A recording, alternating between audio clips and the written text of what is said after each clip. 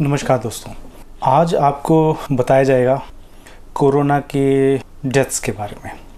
Corona से लाखों लोग मर रहे हैं, इतने रोज़ मर गए, इस महीने में इतने ज़्यादा लोग हुए और कोरोना को डेथ्स का सबसे बड़ा कारण माना जा रहा है। कोरोना मौतों का सबसे बड़ा कारण है और इससे इतनी ज़्यादा मौतें हुई है, पूरे विश्व में त्रासदी मची हुई है और पूरे वर्ल्ड में लाखों हज़ारों करोड़ों संख्या में मौतें हो रही हैं। ये सब आपको लगभग रोज़ाना सुनने को मिलता होगा आपके टीवी चैनलों पर, और ये आंकड़े आपको मिलते हैं टीवी चैनलों के द्वारा। लेकिन टीवी चैनलों को ये आंकड़े कौन देता है? क्या अभी जानने की कोशिश की कभी आपने? ये आंकड़े कहाँ से लाते हैं और किस तरह से? चलिए मैं आपको एग्जांपल के लिए बताता हूँ। अगर आप गूगल पे सर्च करेंगे कि total deaths of corona in India, तो वो अभी फ़िलहाल मई का महीना, मई ख़त्म होने वाला है, तो 27-28 मई तक ये जो कोरोना के केसेस हैं उसमें जो टोटल डेथ्स हुई हैं वो हुई हैं 3 लाख। 3 लाख डेथ्स कब तक हुई हैं? जब से ये कोरोना आया है तब से लेकर आज तक जितनी भी डेथ्स हुई हैं कोरोना की वजह से वो हैं 3 लाख। अरे बहुत ज़्यादा हैं 3 लाख। कोरोना से 3 लाख लोग मर गए। कोरोना तो बहुत ही ख़राब बीमारी है, बहुत ही डेडलीस्ट है। 3 लाख लोग और कोरोना से मर गए। हे भगवान, हमें तो यकीन ही नहीं होता कि कोरोना इतनी भयानक बीमारी हो सकती है, और इतनी भयानक बीमारी है और अभी भी है और मार रही है और ज़्यादा भयानक हो। सेकंड वेव आई है, सेकंड वेव में बहुत ज़्यादा मौतें हुई है। अभी थर्ड वेव आने वाली है, थर्ड वेव और ज़्यादा भयानक होगी और थर्ड वेव में तो बच्चों को अफेक्ट करेगी, बच्चों को बहुत ज़्यादा नुकसान है। इस तरह की न्यूज़ आपको चैनलों पे मिलती हैं, लेकिन जो सच्चाई जो आपको चैनलों पे नहीं मिलती वो कुछ और है। चलिए मैं आपको आपके न्यूज़ चैनलों और कोरोना वायरस या कोविड के समय में जो आपको बताया गया है करने के लिए, उसमें फ़र्क कितना है वो मैं बताता हूँ आपको। पहले फेबीफ्लू का चेहरा आता है कि कोरोना वायरस से बचने के लिए फेबीफ्लू बहुत कारगर है, फिर बाद में उसको नकार दिया जाता है।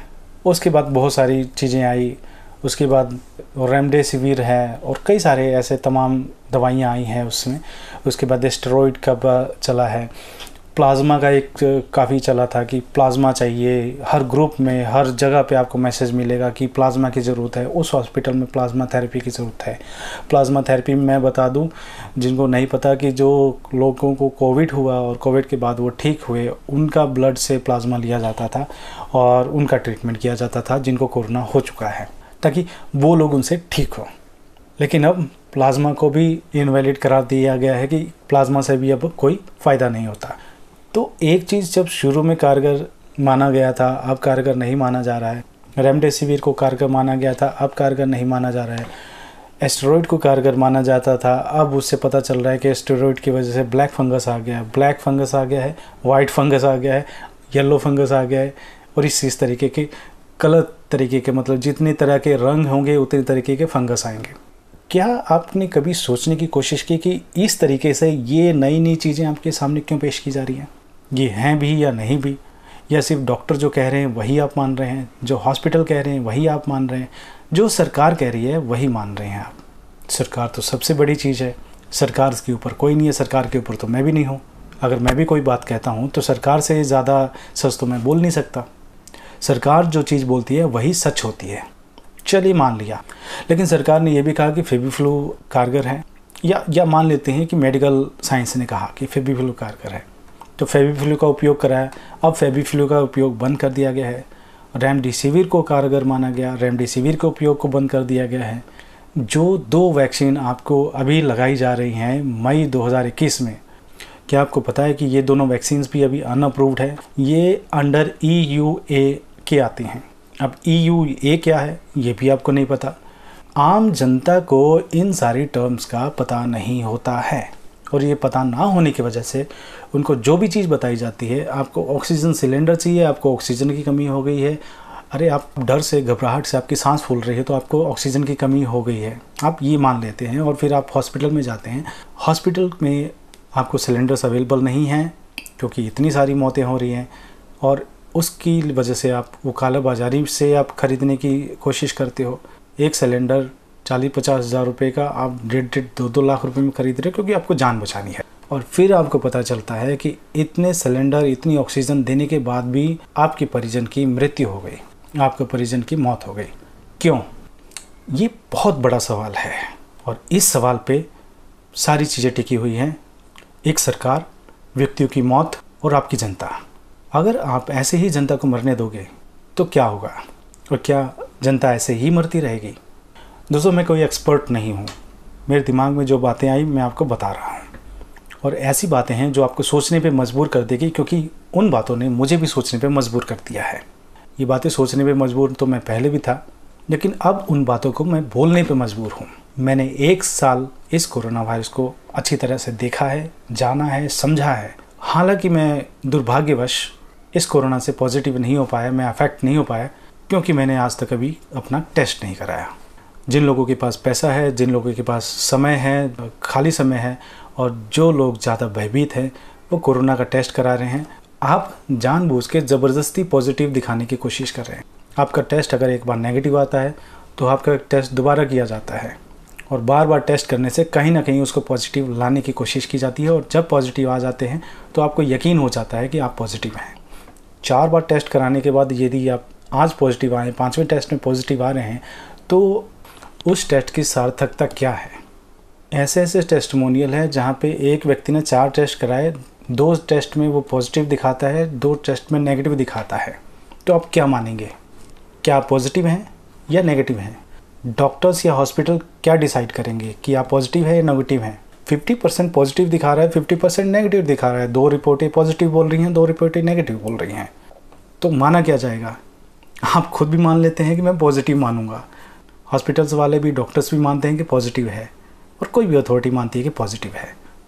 2 रिपोर्टों के बेसिस पे अगर आप पॉजिटिव दिखा सकते हैं, समझ सकते हैं, मान सकते हैं, डिक्लेयर कर सकते, तो दूसरी 2 रिपोर्टों के बेसिस पे आप उसको नेगेटिव क्यों नहीं मान सकते? क्योंकि हमने खुद को पॉजिटिव मानने का ठेका ले रखा है, और हम खुद को पॉजिटिव मान रहे हैं।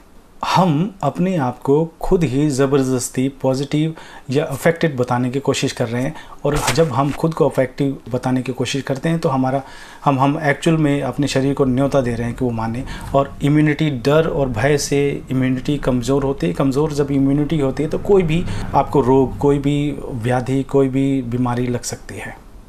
ध्यान देने वाली बात है, इस चीज़ को आप ज़रूर ध्यान दीजिएगा, और ये बात मुझे आज समझ में आई है। मैं चाहता हूँ कि आप भी समझें। ये बात आपकी आंखें खोलने वाली है। पिछली बार जब कोरोना आया था 2020 में, वो आया था मार्च में, और इस बार भी जो कोरोना वायरस की जो दूसरी लहर आई है, जब केसेस बढ़ने चालू हुए हैं, वो भी मार्च या अप्रैल में बढ़ने चालू हुए हैं। तो इस मार्च अप्रैल में ही पिछले साल और मार्च अप्रैल में ही इस साल कोरोना की बढ़ने का क्या रीज़न है? क्या कोरोना ही बढ़ रहा है या और कोई बीमारी बढ़ रही है? आपने देखा होगा कि जब भी मौसम चेंज होता है, जब भी ऋतुएं चेंज होती है भारत में, मार्च और अप्रैल में, तो मार्च अप्रैल में जब चैत्र का महीना जब शुरू होता है, वो समय ऐसा होता है वहाँ पे अनुकूल परिस्थितियाँ होती हैं किसी भी वायरस या किसी भी बैक्टीरिया को पनपने के लिए, और किसी भी जर्म्स के लिए। और वही चीज़ इस बार भी हुई है मार्च और अप्रैल में। मार्च और अप्रैल में आपने देखा होगा कि आपको वायरल इन्फेक्शन या वायरल फीवर हमेशा होता है, हर साल होता है, लगभग होता है, और इस साल कुछ ज़्यादा ही है। कुछ ज़्यादा इस वजह से कि लोग वैसे ही डरे हुए, भयभीत हैं। कुछ बीमारी पिछले 1 साल से आपने जो मास्क लगा के अपने मुंह पे रखा है, ऑक्सीजन की कमी की वजह से, वो भी ऑक्सीजन की कमी है, और उससे और कई सारी चीज़ें होती हैं। मास्क से जो सबसे बड़ा होने वाला जो दिक्कत है वो है हाइपोक्सिया का। हाइपोक्सी क्या है, आप इसे गूगल कर सकते हैं। Ministry of health and family welfare ने अब भी आज मई 2021 तक भी गाइडलाइन है कि स्वस्थ व्यक्तियों को मास्क पहनने की ज़रूरत नहीं है। सिर्फ वही व्यक्ति मास्क पहने जो या तो कोविड से संक्रमित हैं या आपके पास कोई लक्षण है कोविड के। यदि आपको खांसी या जुकाम या बुखार किसी भी तरीके का लक्षण है, वही पहने, ताकि कोई और अफेक्ट ना हो सके। या फिर अगर आप किसी की देखभाल कर रहे हैं, किसी और व्यक्ति की जो कोविड से संक्रमित है, तब आपको मास्क पहनने की ज़रूरत है। लेकिन अब भी चालान काटे जाते हैं मास्क के, कि आपने मास्क नहीं पहना तो आपके मास्क के चालान काटे चाहिए। ये किसने निर्धारित किया है कि आपको मास्क के चालान काटे जाने चाहिए अगर आपने मास्क नहीं पहना है? तो स्वस्थ व्यक्ति ने अगर मास्क नहीं पहना है तो उसका चालान क्यों कटना चाहिए? जब मिनिस्ट्री ने कह दी तो पुलिस कौन होती है उसको काटने वाली? ये मेरा सबसे बड़ा सवाल है। ये आप हेल्थ मिनिस्ट्री के वेबसाइट पर जाकर देख सकते हैं, उस पर ये मौजूद है, और 2 जगह मौजूद है। एक पर्टिकुलर गाइडलाइन है, दूसरी FAQs में है, और ये मैंने नहीं लिखा है, ये हेल्थ मिनिस्ट्री ने लिखा है। दोस्तों, आज आपको ऐसी बातें बताऊंगा जो मेरे पिछले वीडियो में आपने कहीं नहीं इस तरह की चीज़ें देखी होंगी। अभी हाल फिलहाल में एक जो बड़ी बैटल चल रही है वो आयुर्वेद और एलोपैथ के ऊपर चल रही है। बाबा रामदेव ने जो विवादित बयान दिया कि एलोपैथ एक स्टूपिड साइंस है, वो भी एक मैसेज पढ़ रहे थे और मैसेज को पढ़ के उन्होंने कोई चीज़ बोली और उसकी स्टेटमेंट को रिकॉर्ड कर लिया गया कि आपने ये बोला है और ये आपने आईएमए के खिलाफ बोला है या मेडिकल साइंस के खिलाफ बोला है। किसी चीज़ को पढ़ना, किसी चीज़ तथ्य को पढ़ना भी आपके लिए इतना घातक हो सकता है, वो यहाँ पे दिखता है। तो बाबा जी ने भी, रामदेव जी ने भी पलटवार किया है। उन्होंने एक कुछ रोगों की लिस्ट निकाली है, उसमें ये पूछा है कि क्या मेडिकल साइंस के पास जिसने इतनी तरक्की कर ली है, पूरी दुनिया में उसका वर्चस्व है, वो सबसे बड़ी है, वो भगवान से भी बड़ी है, तो वो ऐसी एलोपैथी के पास क्या इन रोगों का स्थायी इलाज है? उसका जवाब है नहीं। आईएमए के डायरेक्टर ने, मेडिकल काउंसिल के डायरेक्टर ने इस चीज़ का कोई जवाब नहीं दिया। और सच बात है, आयुर्वेद में किसी भी सिम्टम का, कोई किसी भी रोग का स्थायी इलाज नहीं है। हम एलोपैथ डॉक्टर और हॉस्पिटल तो करते रहते हैं, लेकिन हमें नॉलेज तो है नहीं। एलोपैथी स्टार्ट हुई थी 1810 में, आप गूगल करके देख लीजिए। 1810 में की गई थी शुरू, हिपोक्रेटिस ने शुरू की थी। अगर हिपोक्रेटिस की माने उसकी स्टेटमेंट के हिसाब से, तो आपको जो इलाज मिलता है उसमें केयर रेयरली होता है, केयर रेयरली, कंफर्ट मोस्टली और कंसोल ऑलवेज। तो केयर रेयरली का मतलब जो सीधी तरह साफ है कि आपका केयर कोई नहीं होता। कंफर्ट दिया जाता है कि मोस्टली कि कंफर्ट आपको लगता है, और कंसोल ऑलवेज, कंसोल का मतलब होता है आपको एक आश्वासन देना कि सब ठीक है या ठीक हो जाएगा, तो आपको यह आश्वासन मिलता है। तो ये आपको आश्वासन हर जगह मिलता है। डॉक्टर, आपको जुडिशियल में वकील भी आपको आश्वासन दिलाएगा, आप केस तो जीत ही जाएंगे। उसी तरीके से आपको हॉस्पिटल में भी बताया जाता है कि आप ठीक तो हो ही जाएंगे, लेकिन ठीक नहीं होते। कई सारी ऐसी चीज़ें हैं, व्याधियाँ हैं, जहाँ पे आपको पूरी ज़िंदगी दवाइयों पे टिकना पड़ता है। पूरी ज़िंदगी दवाइयों पे टिकना केयर या क्योर नहीं है, वो सिर्फ कंट्रोल है। और दवाइयों से कितना साइड इफ़ेक्ट होता है वो आपको भी पता है। किसी को नहीं पता हो तो वो गूगल कर सकता है, क्योंकि आज के समय में इंसान से ज़्यादा गूगल भरोसेमंद है। या फिर आप अपने किसी फैमिली डॉक्टर से पूछ सकते हैं ये चीज़ कि एंटीबायोटिक्स, जो आपको हर बीमारी में एंटीबायोटिक्स साथ में दी जाती है, एंटीबायोटिक्स से आपको कैंसर होता है, और ये सबसे बड़ा कारण है। एक व्यक्ति जिसने पूरी ज़िंदगी में कोई नशा नहीं किया, किसी भी तरीके की गलत चीज़ नहीं खाई, उसको कैंसर हो रहा है और उसका कारण अननोन है। और मेडिकल आपको कारण नहीं बता सकता कि इनको कैंसर किस वजह से हुआ। कैंसर हुआ, उसका इलाज करेंगे, उसका ट्रीटमेंट चलेगा, कीमोथेरेपी और कई सारी चीज़ें, लेकिन उसका इलाज नहीं है, क्योर नहीं है, और उसका कारण भी नहीं पता। इलाज कर देंगे क्योंकि हमारे पास सिस्टम है, मेडिकल इक्विपमेंट्स है, लेकिन कारण नहीं पता और इसका समाधान भी नहीं पता किस तरह से पूरी तरह ठीक होगा। बस कंट्रोल कर सकते हैं। अगर आप 6 महीने में मरने वाले हैं तो आप उसको 1 साल या 2 साल तक टिका सकते हैं। तो ये है एलोपैथ। और आयुर्वेद, जहाँ पे ये कहा जा सकता है कि लाइलाज रोगों का, किसी भी तरीके की व्याधि का भी इलाज किया जा सकता है आयुर्वेद में, लेकिन हम लोग मानते ही नहीं हैं। क्यों? क्योंकि हमें आदत पड़ी है बचपन से, बाप दादा, हमारे परदादा के समय से लेके अभी तक हॉस्पिटल चल रहा है, और हॉस्पिटल हमारे रग रग में बस चुका है। हॉस्पिटल सबसे बड़ा मंदिर है और डॉक्टर सबसे बड़े भगवान हैं। आयुर्वेद तो कुछ नहीं है, वो किताबों में लिखी हुई मनगढ़ंत कहानियाँ हैं जो कि हमें सुनाई जाती है। हिंदी के श्लोक, संस्कृत में श्लोक, और इस तरीके से आप इसका पत्ता चबा लिए ये ठीक हो जाएगा। अरे ये सारी बेफजूल की बातें हैं, ये सारी मनगढ़ंत कहानियाँ हैं, ये अंधविश्वास है। तो आज का युद्ध, आज का भारत ये कहता है, और विदेशों में इस आयुर्वेद के ऊपर रिसर्च होते हैं, शोध होते हैं, ट्रीटमेंट होता है, लोगों को ठीक किया जाता है, और इंडिया से लोग विदेशों में जाते हैं, आयुर्वेदिक ट्रीटमेंट लेकर आते हैं और ठीक होते हैं, और अपना पैसा, समय, एनर्जी तीनों बर्बाद करते हैं।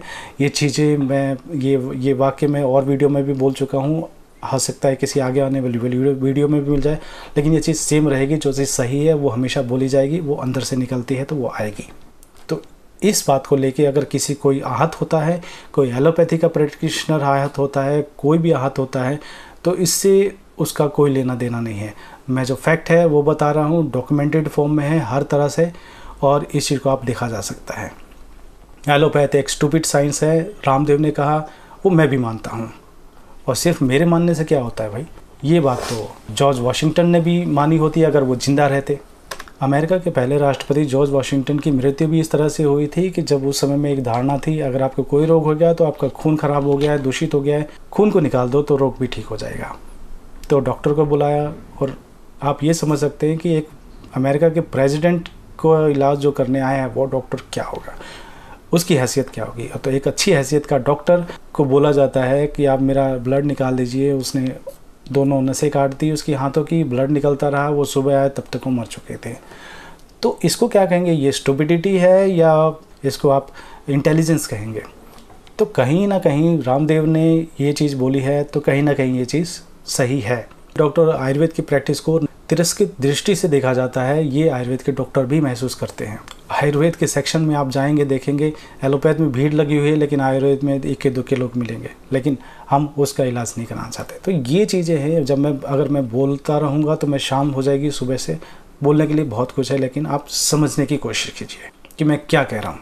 चलिए, ये तो हो गई बकवास। अब आते हैं मुद्दे पे, अब आते हैं आंकड़ों पे।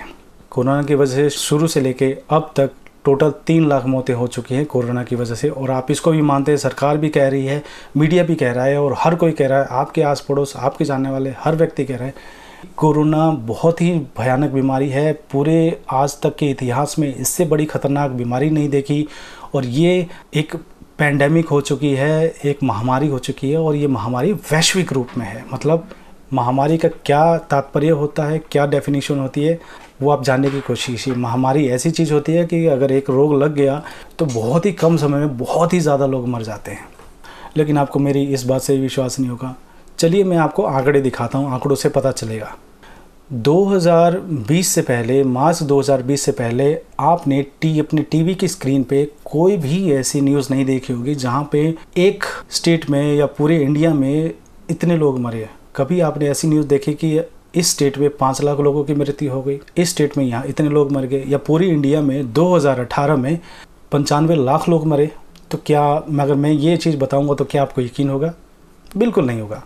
कोरोना इतनी बड़ी महामारी है, इतनी बड़ी बीमारी है, और उससे एक साल में 3 लाख लोग मरे। और जब कोरोना महामारी नहीं थी तब 95 लाख लोग मर रहे हैं। तो ऐसा क्यों? लगभग 1 करोड़।